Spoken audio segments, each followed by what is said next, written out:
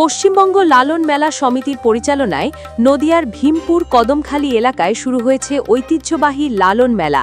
মেলার আনুষ্ঠানিক উদ্বোধন করেন রাজ্যের মন্ত্রী উজ্জ্বল বিশ্বাস, মনসুর ফকির ও যতীন দাস হাজরা।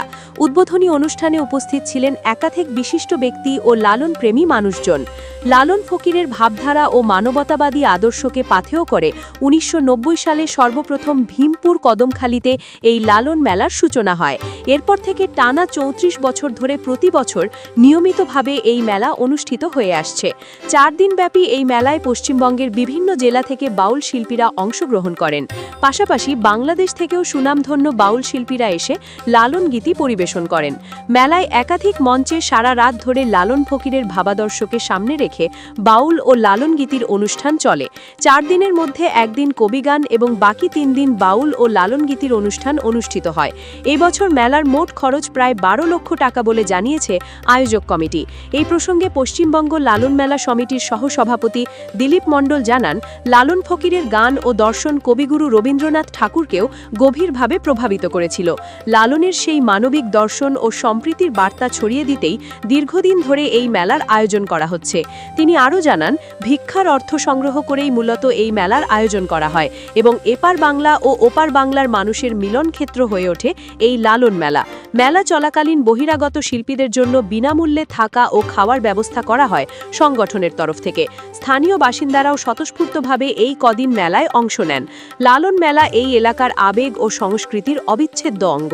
কথিত আছে, একসময় লালন ফকির কুলগাছি এলাকায় এসেছিলেন এবং এই পথ ধরেই তিনি তার নির্দিষ্ট গন্তব্যের উদ্দেশ্যে রওনা হয়েছিলেন। সেই ঐতিহাসিক স্মৃতিকে ঘিরেই আজও ভীমপুর কদমখালিতে লালন মেলা বিশেষ গুরুত্ব বহন করে। মেলায় পার্শ্ববর্তী মুর্শিদাবাদ জেলাসহ বিভিন্ন জেলা থেকে আগত অসংখ্য সাধারণ মানুষের উপস্থিতিতে মুখরিত হয়ে উঠেছে গোটা এলাকা। নদিয়া থেকে অর্ণব মজুমদারের রিপোর্ট, স্টিং নিউজ।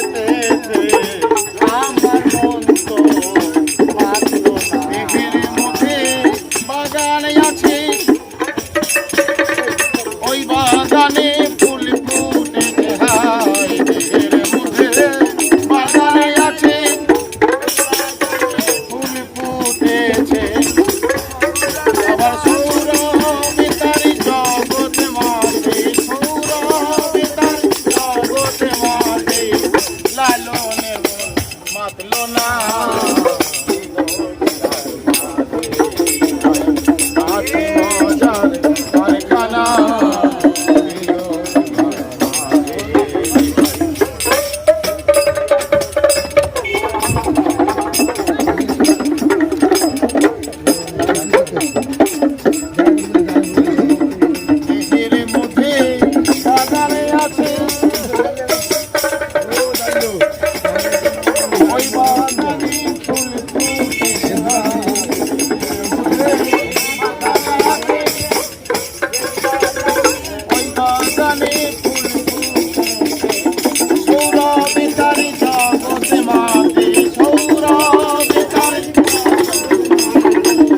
লালনে মন ভাবলো না